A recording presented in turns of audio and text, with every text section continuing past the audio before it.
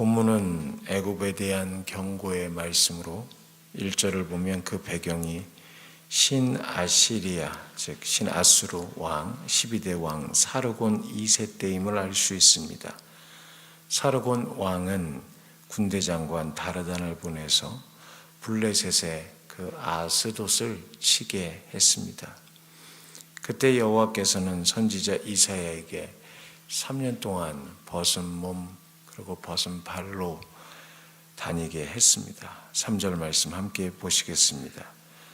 여호와께서 이르시되 나의 종 이사야가 3년 동안 벗은 몸과 벗은 발로 다니며 애굽과 구스에 대하여 징조와 예표가 되었느니라.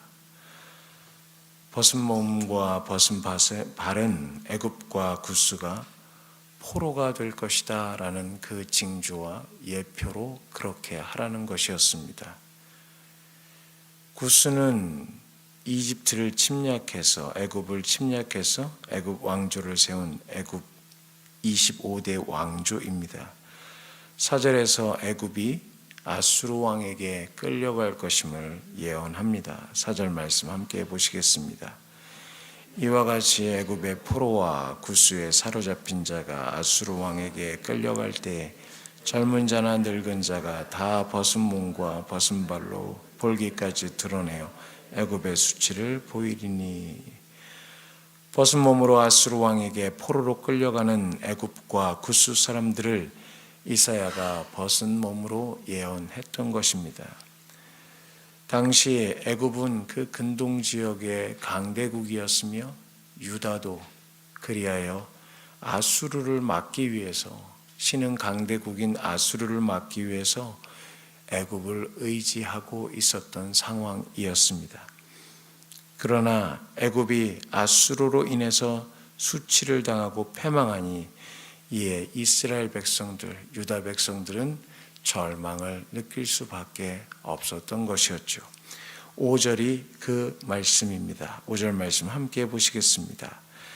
그들이 바라던 구스와 자랑하던 애굽으로 말미암아 그들이 놀라고 부끄러워할 것이라.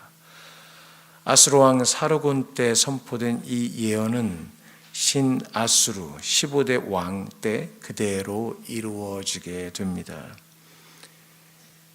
그 신아수르 15대 왕 때에 구스의 애굽 또한 이집트 그 왕조를 몰아내게 되고 이집트의 귀족을 내세워 애굽 왕조 아수르의 수하로 있게 될 그 애굽 왕조를 다시 세우게 되는 것이죠.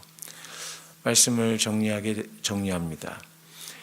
유다는 말씀드렸다시피 신흥 강대국인 아수르를 막기 위해서 강대국이었던 애굽을 의지하고 있었던 상황입니다. 그런데 하나님은 그 의지하던 것, 과연 너희들이 무엇을 의지해야 하느냐라는 것을 보여주기 위해서 하나님께서 그 역사의 현장을 사용하고 계신 장면입니다. 여기 나오는 아수르, 애굽, 구스, 이들은 별로 하나님을 섬기는 나라도 아니었고 하나님과 상관없이 살던 자신의 신들을 섬기던 나라였음을 우리는 알게 됩니다. 그런데 하나님이 그들의 역사조차도 하나님께서 하나님을 의지하는 자들, 하나님의 백성을 향하여 교훈으로 삼고 계시다는 사실을 우리는 기억해야 합니다. 여기서 하나님이 역사의 주인이라는 사실을 우리는 알게 될 것이고 그 역사가 사건들이 또한 강대국끼리의 그 전쟁들이 보여주는 것을 통해서 하나님은 다른 걸 교훈하고 싶은 게 아니라 하나님을 사랑하던 하나님의 백성을 교훈하고 싶으셔서 그 일들을 사용하고 계신다는 사실이죠. 기억해야 될 것은 하나님의 관심은 다른 데 있지 않습니다. 하나님을 섬기는 그 백성에게 하나님의 눈이 항상 향하고 있다는 것입니다. 그리고 그 하나님의 백성들에게 일어나는 모든 일들, 지금도 TV에서 보는 모든 사건들, 우리는 그것을 보면서 어디에 전쟁이 일어났고 어디에 무슨 일이 있었고 그것을 보면서 정치적으로 해석하고 그럴 게 아니라는 것이죠. 그걸 보면서 하나님의 백성은 깨어서 내가 저 사건들을 보면서 하나님의 역사의 주인이라는 걸 알고 나는 도대체 무엇을 의지하고 있는지에 대해서 우리는 우리 자신에게 물어야 되고, 그래서 우리는 다시 그 역사들을 보면서 과연 나는 지금 어떻게 해야 하나님의 백성답게 사는 것일까라는 것을 물어야 된다는 사실이죠. 이 짧은 구절 속에서 우리는 그것을 교훈받을 수 있어야 합니다.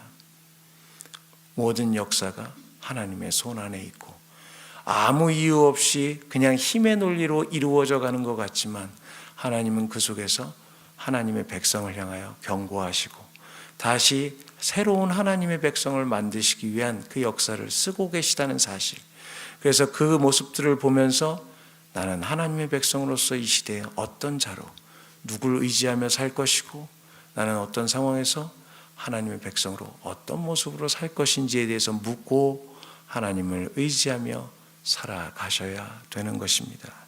이 교훈을 기억하시고 나는 과연 어떤 자로 이 시대에 설 것인가를 물으시는 이 새벽 되시고, 다시 주님을 의지하면서 힘을 얻으시고 상황이 어떻게 돌아가든 내 마음속에서 누굴 섬기는지를 분명히 하시고 그분을 따라가시는 저와 성도님들 되시기를 간절히 소망합니다. 이 시간 함께 말씀을 기억하시면서 기도하시겠습니다.